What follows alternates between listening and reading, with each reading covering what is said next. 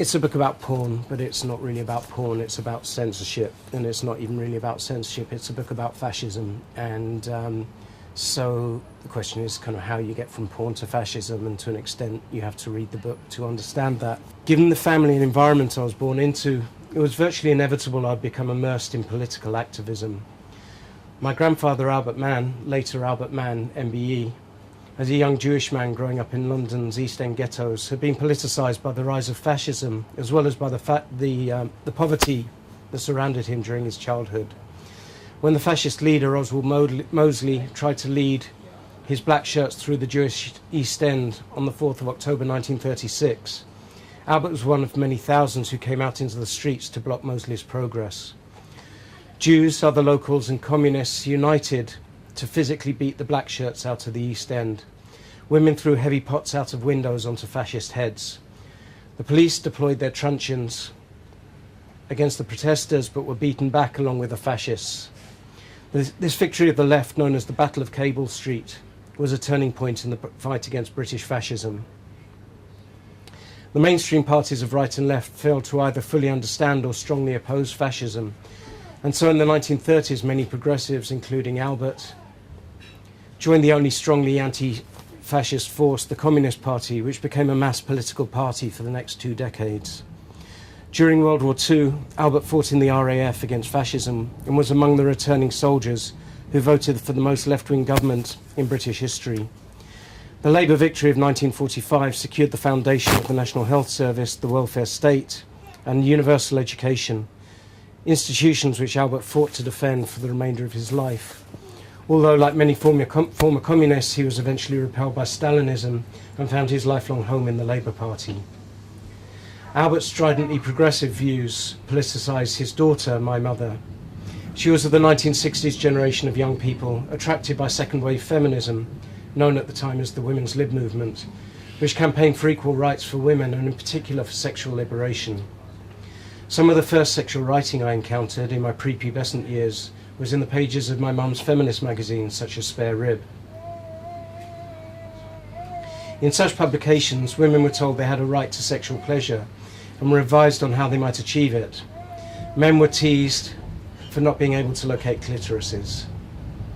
Post-Women's Lib, many women were no longer ashamed to reveal their bodies, and sexual imagery became more daring and less censored. In more liberated countries than Britain, led by Denmark in 1969, pornography was decriminalised. Social and religious conservatives watched in horror as carefully constructed walls of censorship and anti-sex morality were swept away. In her father's footsteps, my mum was involved with the anti-fascist movement. In the 1970s, support for the National Front was surging, driven by concern about mass immigration. My mum took me to marches with her. The first I remember was a counter-protest against a march by an obscure far-right group, the British Movement, which had gained some popularity in West London. Perhaps a few hundred fascists had turned up, but there were tens of thousands of us of all races standing against them, and we prevented them from marching. On a smaller, gentler scale, I was repeating my grandfather's experience in Cable Street 4 decades earlier. So I started off by talking about fascism, and that's because, as I say, this is what the book is about. It's a book about fascism. And fascism is something that has been something that always fascinated me. And to an extent, I think there were kind of 2 things in my background that made that important. First of all, being Jewish. When you're Jewish, there's kind of this coming of age moment where you get told about the Holocaust, and it's kind of, yeah, I just, you know, it's kind of, I might be 9 or 10, and there's this kind of shock that hits you, and this kind of need to understand it. And the thing is, you can't understand it when you're 9 or 10 because you can't understand it when you're an adult. And it actually, I think, it's impossible to explain. There are books about it, but it takes a deep understanding of human nature more than politics to understand what happened. And the other side of it was that where I went to school, at secondary school, I was one of 4 people in a class of 36, 4 white people in a class of 36. So I kind of spent my teenage years, the late 70s, early 80s, around West Indian culture, learning about which was a strange and amazing environment to be in. It was I had to learn a new language, and I started learning about racism, and I learned that my classmates, and especially their older brothers and their dads and uncles, were being beaten up by the police kind of for fun, and it was a strange new world I'd been thrown into. So all of this kind of led me to become interested in fascism and in racism, and I've remained fascinated to this day. However, the world has changed a massive amount. There's a joke, Reginald D. Hunter, who's a black American comedian who lives in London. I don't know if any of you know him. I went to see a stand-up show years ago, and he said, if you want to understand, if you want to know if everything's okay, or just is society stable or is it about to collapse, just get on the tube and go to Golders Green, and if the Jews have gone, then we're in big trouble. So he tapped into that same thing. It's kind of like, if you're Jewish, if you're brought up with that kind of understanding in your background, you're kind of waiting for fascism to come back. It's kind of, and that there's Holocaust Memorial Day, and there's the anti-fascist movement is about trying to, never again, trying to prevent any of this happening again. But in order to prevent it, as I say, you need to understand it, and we don't, to understand it is far harder than to talk about it and to read about it and whatever.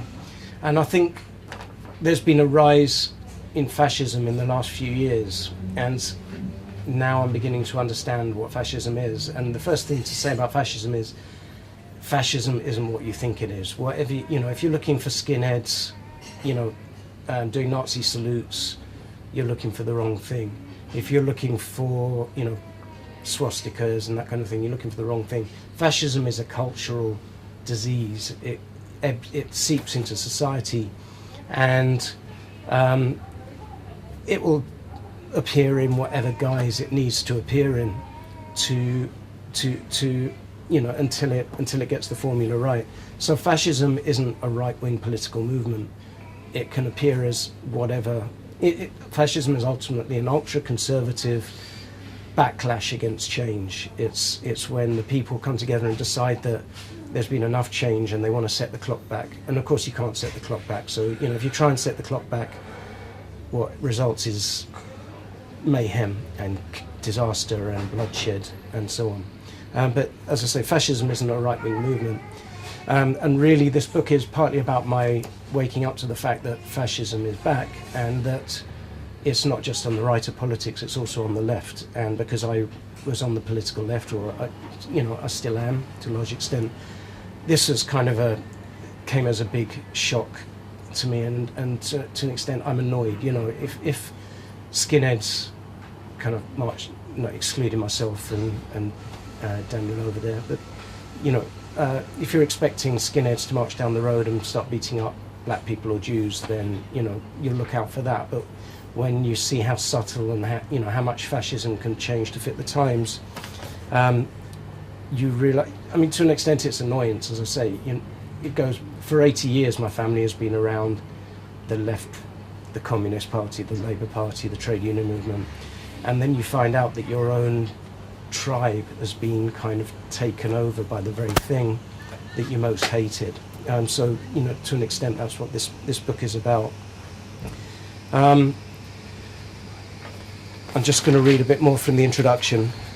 I should say there's a clear link between fascism and sex, and that's to an extent because conservatives and authoritarians always attack sex. So one of the, Reginald D. Hunter said, you should go to Golders Green and see if the Jews are still there. If you can't do that, have a look at attacks on sexuality, sexual freedom, and you get an idea for what kind of state society is in.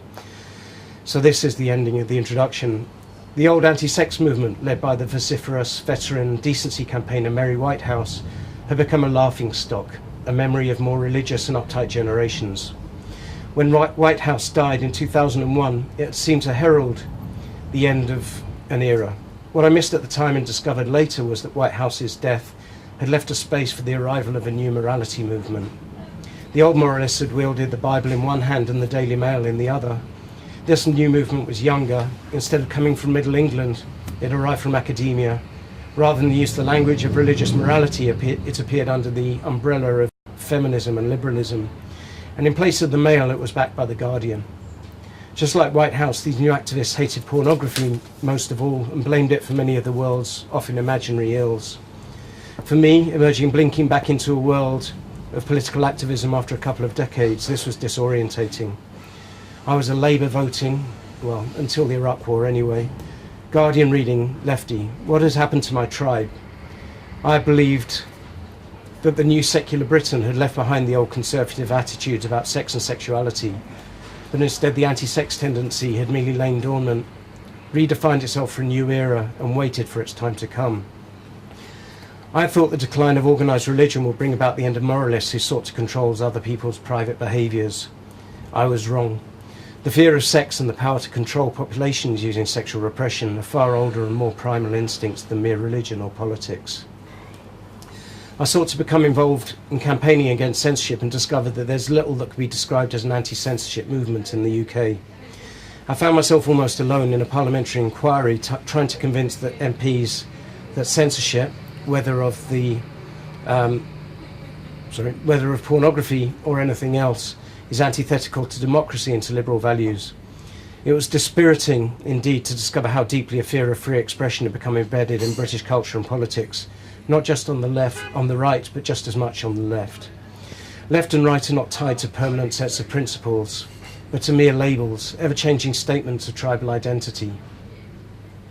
This is hardly a new observation. George Orwell, always ahead of his time, understood the fluidity of political identity better than anyone when he wrote in Closing Animal Farm, "The creatures outside look from pig to man, and from man to pig, and from pig to man again. But already it was impossible to say which was which." Orwell also noted the conservatism inherent within the left in 1984. The ruling clique was known as INGSOC, an abbreviation for the English Socialist Party. Young people are encouraged to join the Junior Anti-Sex League, which, quotes, advocated complete celibacy for both sexes. The party was trying to kill the sex instinct, or if it could not be killed, then to distort it and dirty it. This book, Porn Panic, documents the Neo-Puritans, their origins, and the numerous moral panics they've sown in recent years. These panics have been supported by a wide variety of players, each with their own reasons for wanting to put free expression, and most of all sexual expression, back in its box. Ultimately, the collective aim is to create the conditions for something that has not yet occurred in any democratic country: wide-scale, state-enforced censorship of the internet. They do this by making the case that when it comes to expression, there are some lines that simply must not be crossed, and that therefore the state must intervene in public discourse. I'll show that evidence that pornography causes harm simply does not exist. But I'll also make the case that even if porn are proved to be in some way harmful, censorship is far more harmful. Empowering the state to control our speech has been done many times, for many reasons, and rarely, if ever, with good outcomes. It's tempting to think that we can merely censor the bad stuff while allowing the good stuff to get through, but this isn't possible. To accept state censorship is to empower the state to decide which expression it will act against. We should allow the state new powers with the greatest caution or regret at leisure. In the words of the great Enlightenment thinker Benjamin Franklin, those who will give up essential liberty to purchase a little temporary safety deserve neither liberty nor safety. So that's how the introduction closes, and I think part of my journey in recent years has been that I've become increasingly, with a small L, libertarian. So that doesn't mean I support gun rights or the stuff that libertarian is somehow associated with. It's the fact that I don't think that in general trying to control people's behaviour doesn't work. Now, that doesn't mean that I believe in no police, no prisons or anything like that. But certainly when it comes to expression, whether it's pictures, words, video or whatever, then I'm pretty much entirely anti-censorship. However bad what's depicted is, and in that, in the book, it's about the way pornography is being used to control expression, but I also write a bit about hate speech, because hate speech is the other thing that, and again it's come from the left, the other idea that something that you should be able to, wouldn't it be nice if we had less hate, so let's censor hate speech? And I used to believe that myself, but I've come to the conclusion that that doesn't work. And I think to an extent I'm in a position, because I'm Jewish and because I've got mixed race kids and blah, I think I can make that point more easily than white, the evil of today, white men can usually make that point. I'd much rather be abused for who I am, or hear my friends abused for what they are, than see the lid put on this and the rage build. Again, when I started writing this, I'd come to the conclusion quite a few years ago that suppressing hate speech will only push people in the wrong direction. That if you tell people they can't talk about stuff, that has a bad outcomes for a whole variety of reasons.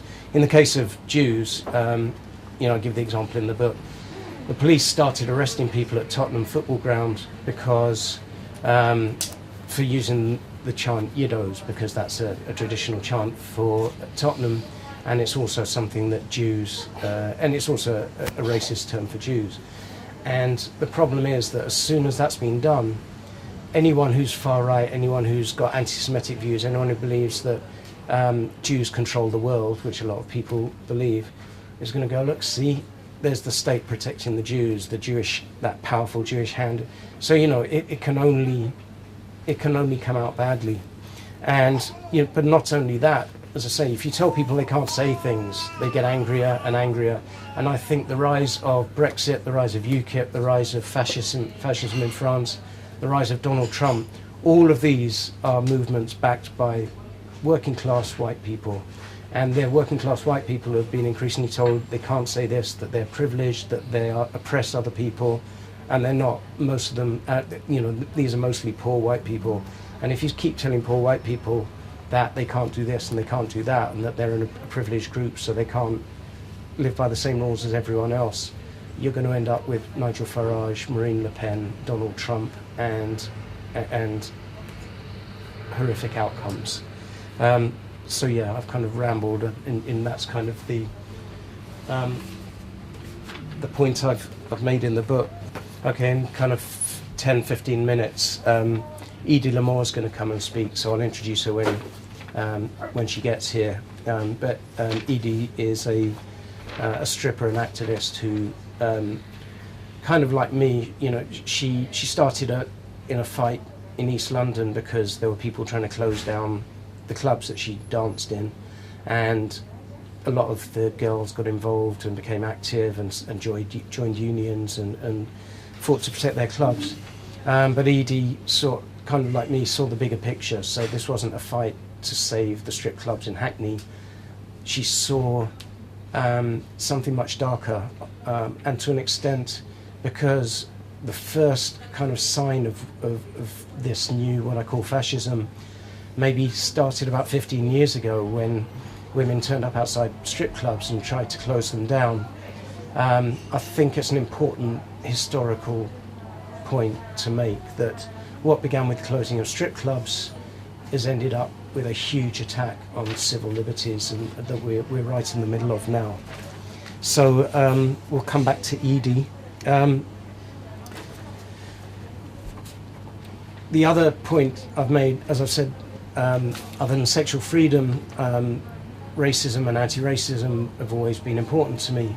But one thing, a strange thing has happened, because it used to be, the right-wing people used to be racist, so we thought, and the left-wing people were anti-racist, and that's the way it was.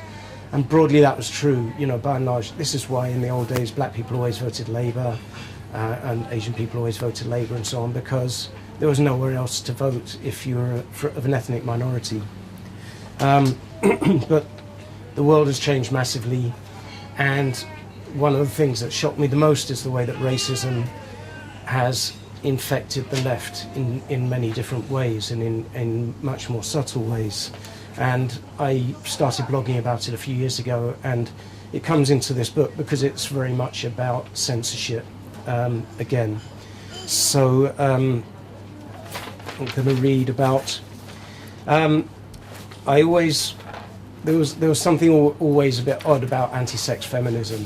One of the many odd things about anti-sex feminism, which was it was quite like a lot of left-wing political movements. It was quite a white middle-class movement, and yet a lot of the things they particularly disliked were related to black people. And the reason for this is, the black expression in particular, music, dance, and so on, is much more inherently sexual than European culture. So anyone who's been to Notting Hill Carnival or watched a hip-hop video, or watched a dancehall video, or been to a black party or whatever will realise that dance and music are very sexual things, are more sexual things in black culture. My personal opinion is that that's because they do it better, to an extent. White people have learned a lot about music and dance from black people over the last century. But it seemed clear to me that the anti-sex feminists were kind of walking this tightrope, because some of the stuff they obviously hated the most was by black artists, and yet they really, really, really wanted to look like nice anti-racist people, so they couldn't go out and just kind of attack black artists too openly.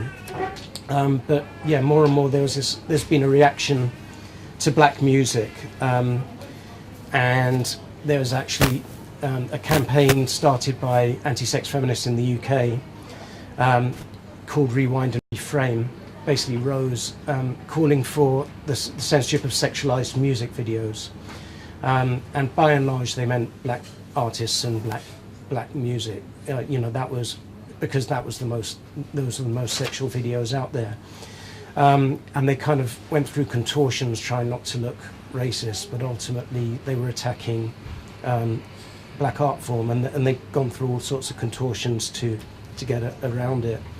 And so they find ways to attack people that aren't racist. I'm going to read a bit about the campaign against music videos. Black female artists came under particular attack during the Big Panic. Especially singled out for criticism were Beyonce, Rihanna, and Nicki Minaj. But far from apologising and covering themselves up, all three of these artists revelled in their displays of sexuality and responded to attacks by becoming more, quote, sexualised, apparently taking enjoyment from taunting the mostly white middle-class commentators that were attacking them. Beyonce's famous performance outfits became more revealing.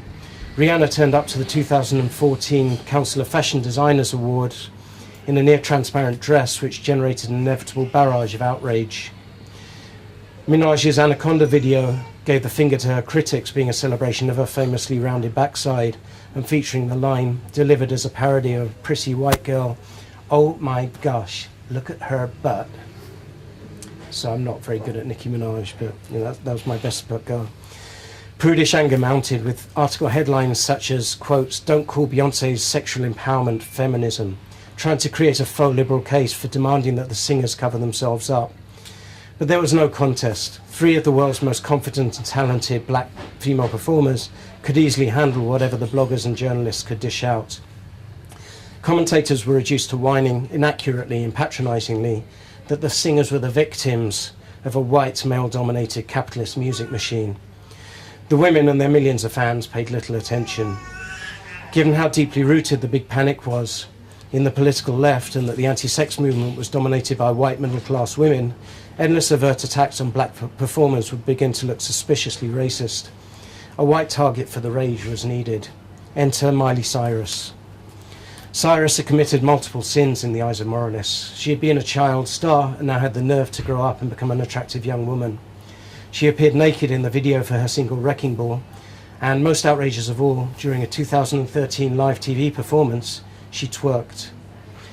Although twerking was a fairly new term, it described a dance move which had been around for decades, if not for centuries. Nobody's seen videos for hip-hop, dancehall, R&B or other black music styles would be unaware of the ways in which some black female dancers could move their hips, buttocks and thighs. I've been happy witness to this since at least since I started attending London's Notting Hill Carnival and West Indian parties in my teens. It's hardly surprising that twerking provoked the backlash it did among many commentators. The link between dance and sex had never been more obvious. Now the anti-sex movement could finally take aim from the moral high ground. Object, which is an anti-sex feminist group that I document in a lot of detail, teamed up with black feminist group Imkan, created an AstroTurf campaign to censor music videos called Rewind and Reframe, and with the help of the ever-supportive Guardian, began to insinuate that Cyrus's twerking was not just sexist, but in some way racist too. Guardian journalist Hadley Freeman ludicrously complained that Cyrus had culturally appropriated black people by daring to move her buttocks in a certain way, and having worked herself up into an angry froth, described the performance as a minstrel show. Under the guise of anti-racism, he was a white liberal journalist doing what racists had done in the Deep South decades earlier, trying to stop black culture from being adopted by white people. In place of an exhortation not to buy Negro records, the New Left had found new language to express their discomfort that white kids were copying the dance moves of black artists. Freeman's real problem was revealed in the article when she wrote of Cyrus, quotes, adding in a racial element while she copied the dance moves of strippers and bellowed her love of drugs. Black people, nudity and drugs, the triumvirate that has upset white people, white conservatives for centuries. She even dared to invoke, or appropriate perhaps, Martin Luther King, ending the article by stating that she had a dream. Quotes, and this is in The Guardian, it was The Guardian's bullshit that kind of motivated me to write this book more than anything, I think. I have a dream that female celebrities will one day feel that they don't need to imitate porn actors on magazine covers in their stage acts. I have a dream that the predominantly white music world will stop reducing black music to grills and bitches and twerking.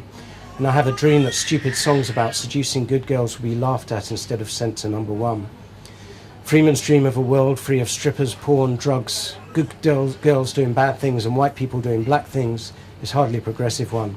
She could have found her dream in Selma, Alabama in 1963, where King made his famous speech. If any article summed up the 21st century collapse of the left into ugly conservatism, this one did. So, yeah, I kind of, and kind of as I went along here, I kind of picked up not just kind of weirdly racist attitudes on the left of politics, but a whole bunch of new attitudes and ideas which I came to understand were under the umbrella of identity politics. And identity politics is rooted in left-wing, in very obscure left-wing thinking, but it's been now broadly adopted by the left, and it basically does what the far right does. It decides that the most important thing about people is their skin colour, their sex, gender, sexuality, and so on. And that's the most important thing about people, and people must be divided along those lines more than any other lines, which is really dangerous, because having spent decades fighting against fascists who are trying to do that, suddenly the Guardian and sections of the Labour Party and sections of the trade union movement were trying to do exactly that. And to me, it doesn't matter what words you use to divide people up into identity groups. The fact that you're doing it is the problem. And it doesn't matter if you're saying that black people are beneath white people or that black people are better than white people. You're dividing people, and the division creates backlash and anger and hate. And I'm just going to read one more passage on the same kind of subject, which was about a particularly bizarre story, and it also illustrated the link between right-wing authoritarians and left-wing feminists and racism, and kind of stuff that I wouldn't have put together before. The story is about a rapper called Tyler, the Creator, and it's about an Australian feminist group called Collective Shout, which is a very pro-censorship, radical feminist group. And what happened was that, so Tyler, I'm not a hip-hop aficionado, so I don't know anything about his work. He started out, he's in his mid-20s. He started out at 18, and a lot of his lyrics were of the kind of stuff that's often in hip-hop, so it was very crude attitudes to women, crude attitudes to gays. But he was an 18-year-old, very talented 18-year-old poet, talking about his views and his, and some of his views weren't very nice, but hey, he was an 18-year-old. So he went to Australia, and Collective Shout, which is this feminist group, decided to target him, and so I think he held a press conference in preparation for an Australian tour, and Collective Shout turned up and heckled him. I'm not sure what the exchange was. I think he called one of the hecklers a bitch, and of course that then proved that he was evil and an evil misogynist. And so Collective Shout began a campaign. They started a petition. They got the Australian government, a right-wing immigration minister, to ban him from the country and to stop him touring. So he was a young black man in his mid-20s being barred from Australia. So before I'll read the section. So I've written about Theresa May, who was Home Secretary at the time, banning people from the UK simply for what things they'd said. The next ban of an unsuitable foreigner was a breathtakingly pointless piece of cultural and probably racial bullying. Tyler, the Creator, a young black American hip-hop artist, was barred from the UK, where he'd been planning to tour, in August 2015. The basis of the ban was that he'd written and performed misogynistic and homophobic lyrics several years earlier, at the age of 18. There could have been no serious suggestion that Tyler was any kind of threat to anyone, especially since his lyrics were no longer of the crude kind that had once caused offence. But now his mere physical presence was deemed to be a significant enough problem that he should be barred from entering the country. The smell of witch hunt was again in the air. Some primitive human fear instinct had elevated a young man who had once penned some unpleasant words to the status of kryptonite. Merely being in his presence might turn young British men into violent rapists and homophobes. The rape culture meme came into play. While rape is measurable, rape culture is not. It's the superstitious idea that rape somehow hangs in the air and infects people like a virus. Carriers must be quarantined. The hand of pro-censorship feminism was again visible. Collective Shout, an Australian feminist group with a history of anti-porn campaigning, has already successfully petitioned to have Tyler barred from Australia based on his lyrics and alleged bad behaviour. The British ban had merely rubber-stamped the early Australian decision. Where have all the racists gone? Leftward. They appear to have realised that lynching a black man is no longer okay unless you first label him a misogynist.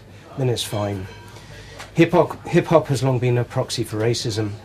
It's a black art form that has lasted decades and grown from strength to strength. Although a creation of New York City, it encapsulates the African excellence. Sorry, I'm starting to trip over my tongue here. Let's try a bit of wine.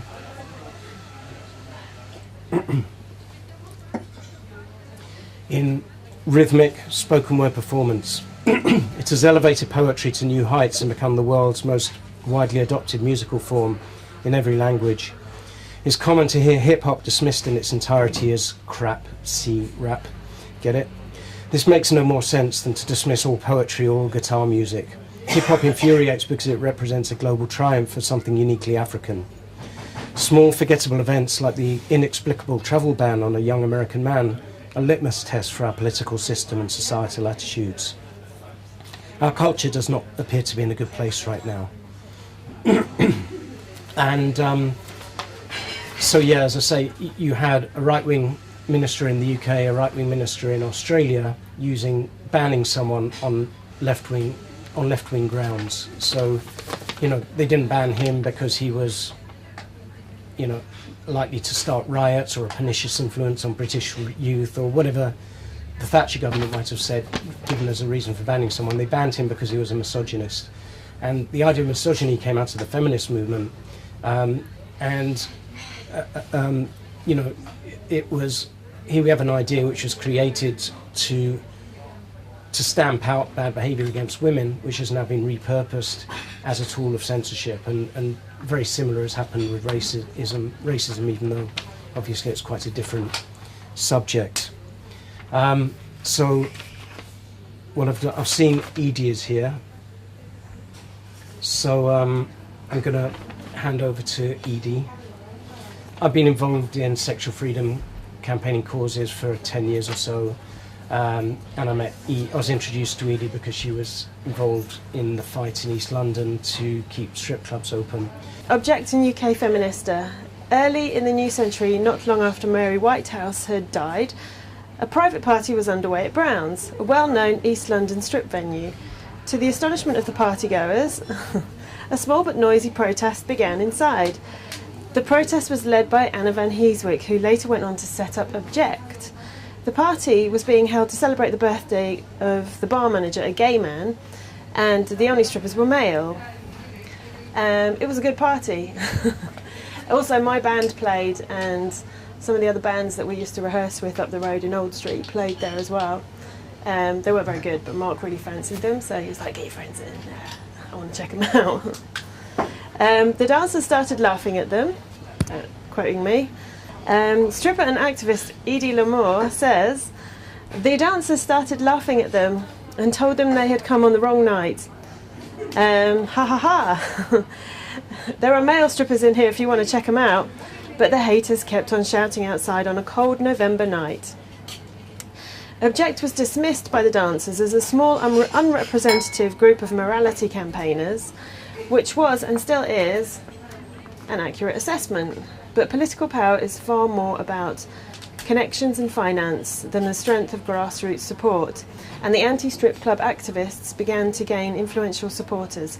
Harriet Harman, a senior figure in the Labour Party, was a supporter of sexual morality causes, including calls for the criminalisation of the sex trade, and she helped to push through a change to the licensing law that would make it harder to acquire a licence for a strip club. The legal change inspired the morality campaigners, and they began to push for councils in the East London boroughs of Hackney and Tower Hamlets to withdraw licences from existing clubs. As with the 1980s McDworkinite anti-porn campaigns in America, the new groups, including Object and UK Feminista, packaged their campaigns as a women's rights one to win over liberal support and deflect from accusations that they were continuing the morality work of the religious right. And as the McDworkinites had done, they shared platforms with religious conservatives. Edie LaMort recalls attending public meetings aimed at closing down the strip venues. These people are trying to take us back 100 years or so, and they sit up there on panels next to religious fundamentalists, and I think, what are you doing? Can't you see you'll be next? If you succeed in your mission to ban all of us and persecute all of us, it will close in around you as well. You are only free because we are free. Object and UK Feminista drew on the tactics that McKinnon and Dworkin had developed in their earlier struggles. They painted the striptease industry as an oppressive male-run business in which women are exploited and abused. Yet it was hard to make this stand up, as many of London's strip venues, including Brown's, the location of Object's first protest, were owned and run by women. The prohibitionists also failed to produce victims who would help them demonstrate the exploitative nature of the striptease industry. Indeed, the response of the East London strippers to their campaign was to join trade unions and fight to defend their workplaces and jobs. In response to this, the feminist campaigners became increasingly hostile towards the dancers. Odd behaviour indeed from people calling themselves women's rights activists. They alleged that the dancers were in the pay of the pimps, and that they had been so abused and controlled that they had developed Stockholm Syndrome, a psychological condition in which the kidnap victim develops positive feelings towards her kidnapper.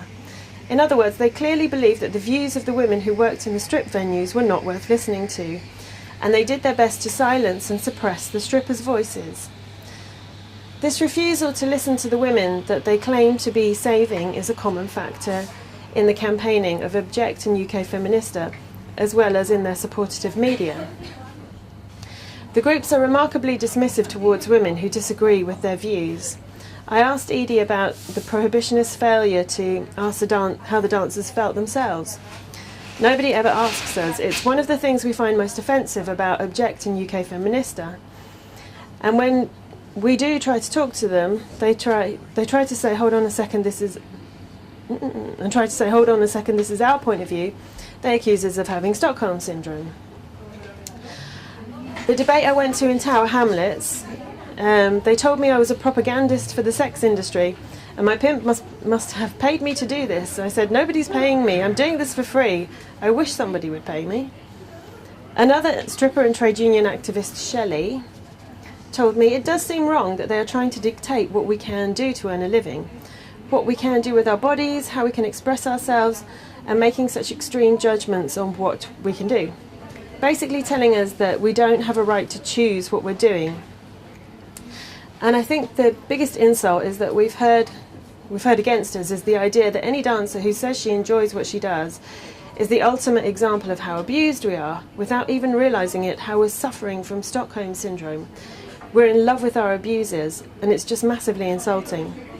Shelley became an activist in the campaign to save the strip clubs, and attended a consultation in Parliament where she encountered anti-sex feminists. I'd gone with a friend. After we left the meeting, we didn't even speak to each other. We were just so horrified by what we'd heard. We as dancers had been talked about in such a derogatory manner by Object. It felt like being punched in the stomach. We had been labelled as victims, on the one hand, we had been labelled as victims, and on the other hand, evil women who were the cause of rape and abuse. It feels like emotional abuse. I've never felt like an object in a derogatory sense. My audiences certainly never made me feel that way. The only people who've ever labelled me in that way and made me feel like that are Object and other similar feminist groups. Shelley recalled with anger that the prohibitionists she had encountered had never even stepped inside a strip club. To have another woman who actually hasn't been inside a strip club, who won't hear my voice, won't hear my side of it, because what I'm saying is just proof of how abused I am. To have someone like that telling me what I've been doing for the last 10 years is the root cause of virtually all the ills in society. You are the cause of rape, you are the cause of abuse, you are the cause of domestic violence. It's all because of what you've been doing. In order to back the claim that strip clubs caused harm, the prohibitionists drew heavily on the Lilith report, a 2003 study by Lilith, R&D and Eves, which suggested a link between the existence of strip clubs in an area and the prevalence of rape. The report was quickly seized on by morality campaigners to show that sexual expression was harmful to women. But the report was deeply flawed and included data only from years that showed increases in rape, whilst ignoring the years that showed decreases, and the overall trend was a decrease. It was torn apart by sex writer and researcher Dr. Brooke Magnanti, who looked at the same data and found a fall rather than a rise in rape when correlated against strip clubs opening. Yet Magnanti is a scientist and was honest enough to point out that a correlation is not a causation. In other words, her findings did not prove that strip clubs reduce rapes, but they certainly showed that they were not linked to any increase. The Lilith report was thoroughly discredited, and yet continued and still continues to be used by prohibitionists. 10 years later, Object still referenced it on their websites.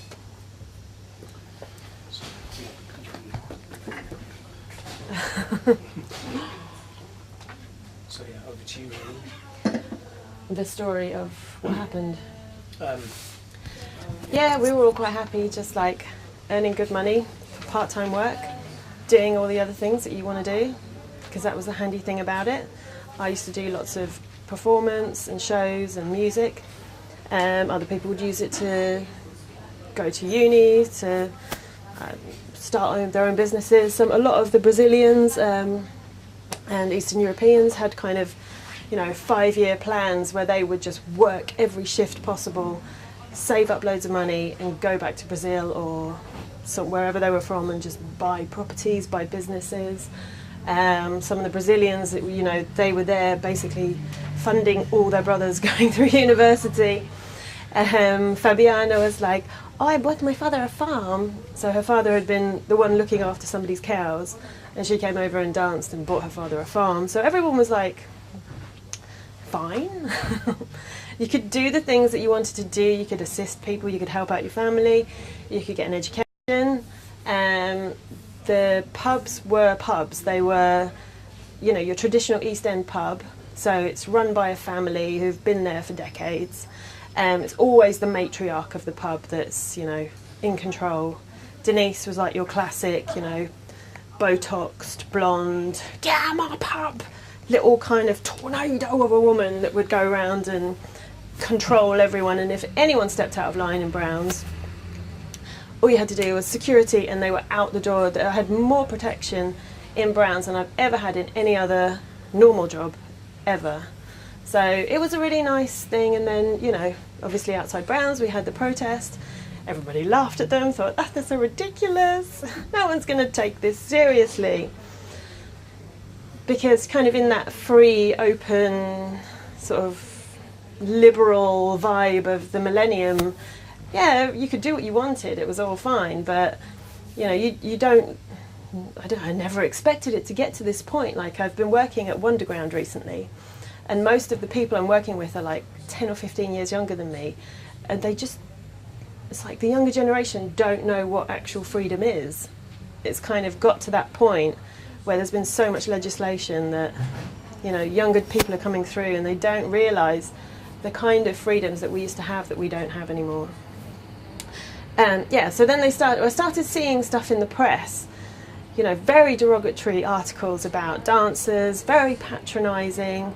I had also gone away to Italy, come back, and then got a normal job. So I was working 9 to 5 as a PA in an advertising company, and then once a week I was going to dance. And the contrast was so extreme because advertising can be quite cutthroat, and it wasn't a very nice place to work, basically. So I'm in there being a PA in this like hardcore media environment where people are really nasty to each other. And you can't say anything because it's the client or it's the CEO or it's the MD, so you can't say anything, And then I'd go once a week to an East End strip pub, which was such a nice atmosphere, friendly, creative, fun. All my friends were there. It was really good, made really good money. But then started seeing all these articles popping up in, the most horrendous one was Caitlin Moran in the Times. And just like, oh God, girls, get off the pole, you sluts. Very, very condescending.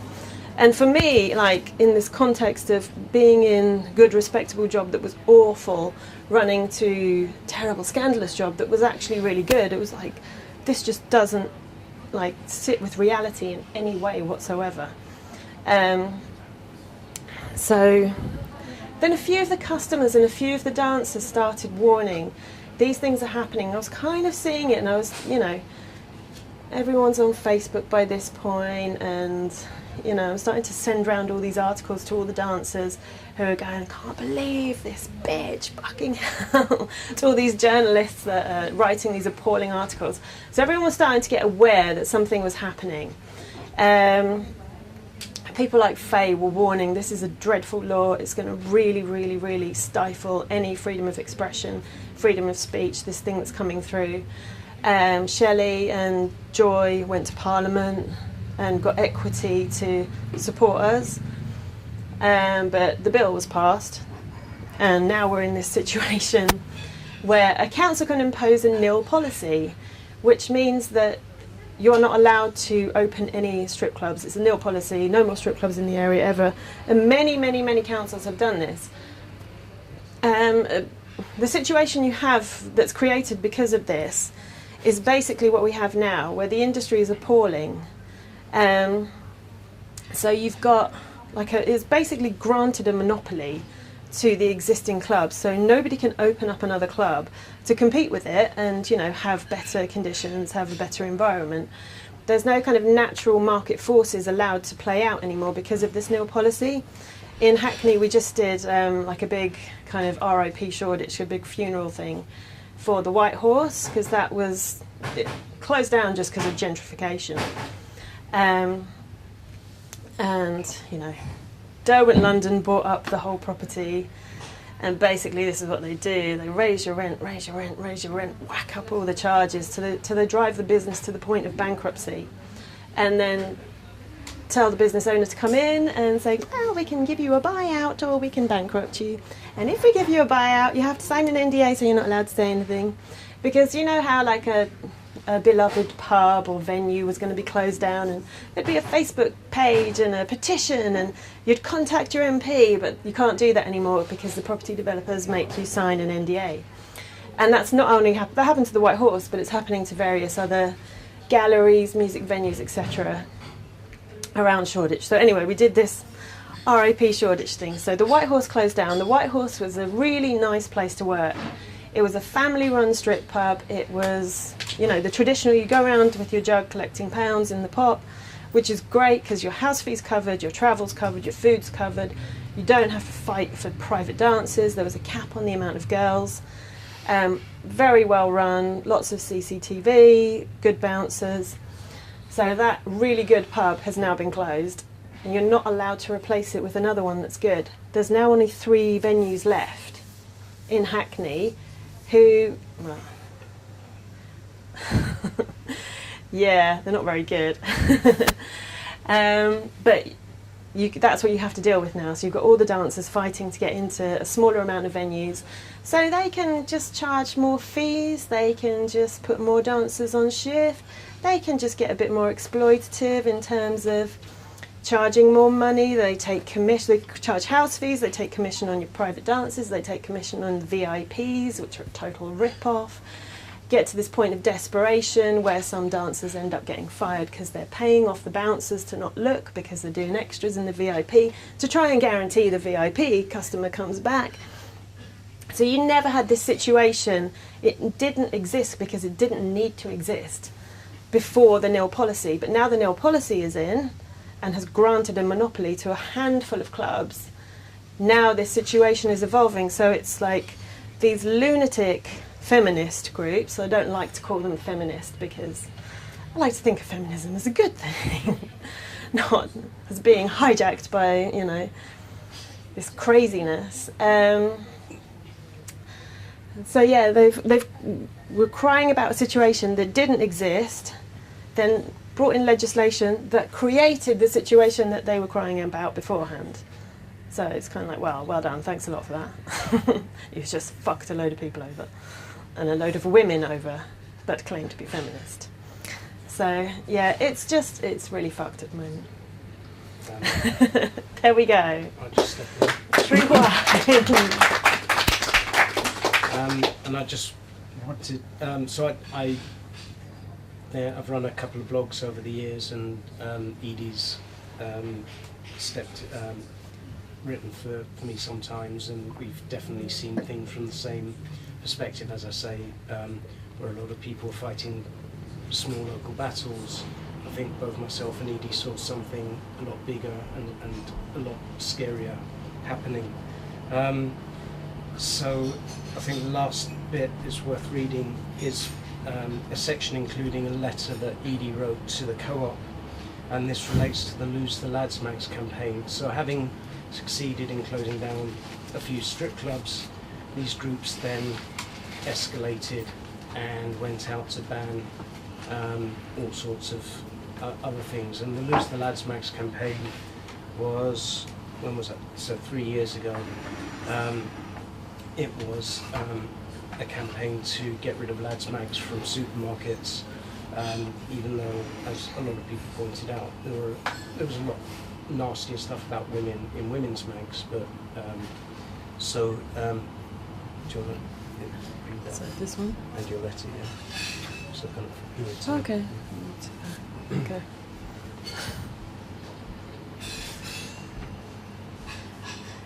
A creation of Object and UK Feminista in 2013, Lose the Lads Mags set out to get lads mags removed from the supermarkets. The campaign claimed that lads mags are sexist, harmful and can breach equality law. As usual, the claims of harm were never backed by any evidence. The mention of equality law is reminiscent of the failed attempts by the McDawkinites to ban pornography using US civil rights legislation. The Lose the Lads Mags website explained, new legal advice obtained by UK Feminista and Object reveals that displaying these publications can constitute sexual harassment or sex discrimination under the Equality Act of 2010. Employees could take action on the basis where the magazine is visible on display. Customers could also have a claim. Along with the unlikely threat of legal action against the supermarkets, a small group of anti-sex activists picketed individual stores. Quickly, the cooperative supermarket caved in to the morality campaigners and insisted that lads' mags should be sold in modesty bags or burqas, as some anti-censorship commentators quipped. Not all feminists saw the attack on lads' mags as a pro-female campaign. The stripper and sexual freedom activist Edie wrote an impassioned letter to the co-op's chief executive. As a woman, I find the current trend towards more Puritan values very disturbing. Lobby groups such as UK Feminista and Object represent the more extreme and fanatical end of this trend, and I'm very disappointed that the co-op has buckled under the pressure from them. With the general moral panic at the moment about sexualisation, this is another retrograde step. It is almost like we are experiencing a sexual counter-revolution.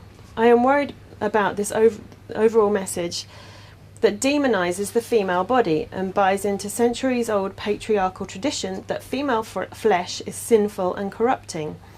It is this mentality that spurred the witch trials of the 16th century and more recent times cast a veil of silence over sexual abuse. It leads to an environment where people are made to feel shame about a perfectly natural urge, leading to anger and frustration rather than self-awareness and understanding. The message the cooperative is sending out is that it agrees with this backward idea that female sexuality and the female body is essentially a corrupting and bad thing, and therefore must be hidden, that the female body is dirty, wrong and bad, and is also extremely hypocritical as celebrity magazines such as OK and Heat are far more salacious and negative about bodies. We have come a long way since the 1960s, and the emancipation of all of us to wear what we like. A woman will no longer be branded a tart for wearing a short skirt, and to explore our sexual selves, which has been a very important social force. I can guarantee that if this trend towards Puritanism continues, we will see a rise in sexual harassment, assault and rape. This is because the message you and others are sending is that sex, especially of the female kind, is inherently wrong. This will make zealots more confident about chastising the temptress or slut-shaming women who dare to be emancipated. The train of thought that goes, "Oh, she's a slut, look at her, she deserved it," will be encouraged by such actions as modesty bags. Despite the repeated claims that society was becoming sexualised and that the lads' mags provided firm evidence of that the genre was in steep decline. Nuts magazine had launched in 2004 and peaked at over 300,000 sales in 2005. But by late 2013 had declined over 80% from its high point. Following Co-op's modesty bag decision, Nuts editor Dominic Smith decided to pull the magazine from sale in that chain. Within a few months, the magazine's publisher decided to close the title. Among dozens of women's titles, many of which featured paparazzi shots of celebrity cellulite and other bullying attacks on bodies, only one weekly men's title, Zoo, now remains. I would just say in Edie's letter, which is in the book, I can't remember what the quote was there, but it was the idea that it would encourage violence against women. In another section, I quote a psychologist who says that if we clamp down on porn in this country, we can expect a rise in violence against women. And it's kind of almost felt inevitable for some years, and then today there's a headline that there's been a 10% rise in violence against women. And it's not just against women, there's a general rise in tension, hate, division, and this is all. This is I'd say it's part of it. I mean, there's also things like recession and economic factors, and just I don't know. We're going into a strange phase of the world right now, so. But it is definitely a contributing factor, I'd say. I mean, kind of. So out of all this, nobody wanted to be like politically motivated. I was doing my arty-farty stuff and didn't give a shit about this.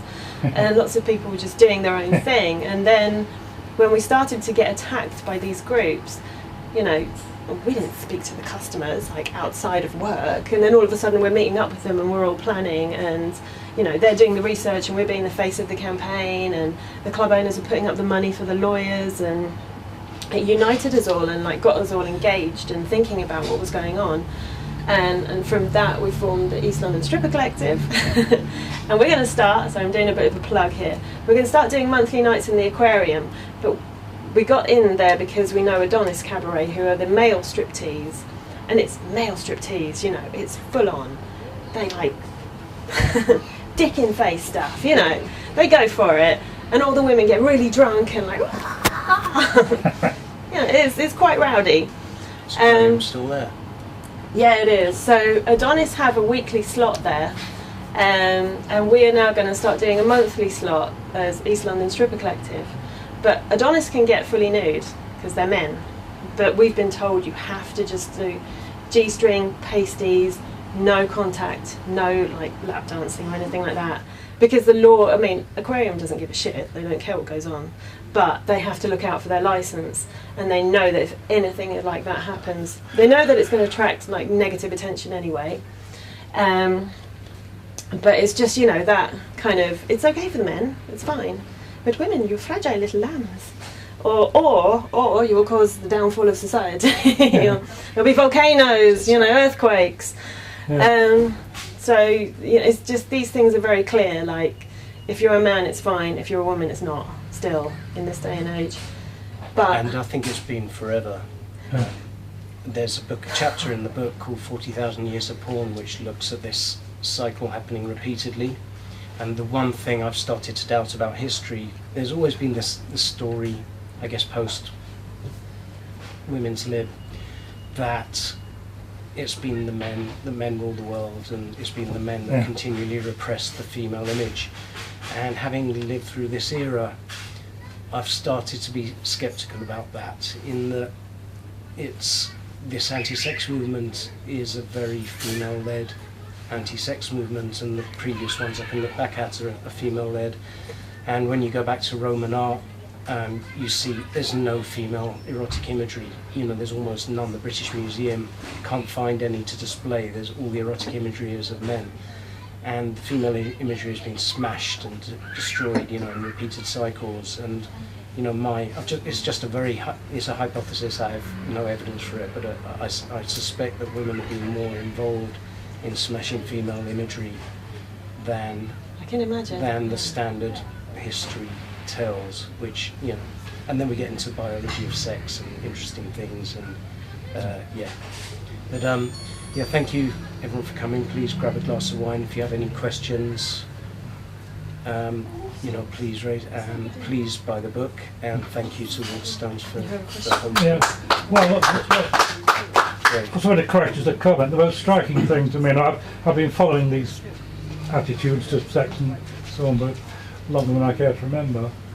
And the most striking thing to me about recent developments is this attitude that no woman in the sex industry, porn, prostitution, stripping, is capable of speaking for herself, and that any who do speak up for themselves must be being exploited in some way. And you quoted Brooke Yancey, whom I've met, and her excellent book, The Sex Myth, which I reviewed for a magazine. I'll send you my review if you like. And she made the point that the most striking thing is that there seems to be this absolutely automatic assumption that no normal woman enters the sex industry voluntarily, and that any who do must either be doing it involuntarily, which I call the Linda Lovelace syndrome, after the famous porn performer who later became an anti-porn campaigner, and said that she did all her porn films with a gun pointing at her and all that, which I find very hard to believe. But, or she must be abnormal. She must have had something wrong with her. There must be some trauma in her background. She must have been abused as a child or something. That's just a very one-dimensional way of looking at different people. It's like the first time I interviewed you, you turned up with a book on Bedlam. Yeah. So then Edie was looking back at the the suppression of sexual females in... Well, no, if in Victorian times, if you expressed any kind of sexuality, you would be in a lunatic asylum or you'd be lobotomised. Like, there were serious consequences. And also, this thing is a very sort of narrow way of defining people. It depends on your personality. It's like not everyone can do the... sitting at a desk in an office. Like, I've been temping. I'm day 2, and I'm already losing the will to live. I came into stripping because I like performing. I like being on stage. I've always done bands. I've always been in shows, and I love dance. I absolutely love dance. Many of the jobs. That's my character, is to be like in something that's interacting with people and sociable.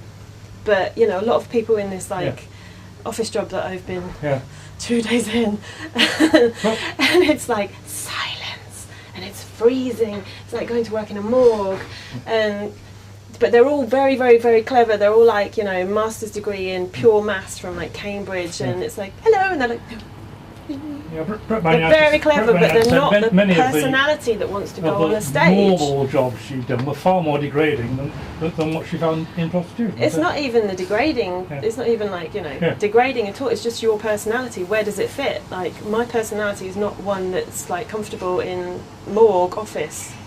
But some people, like the people who are doing all the programming, they're very, very systems brain. That's how they are, and that's their safety comfort zone.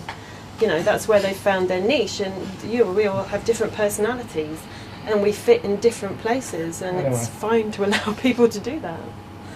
Keep up the good work. I think.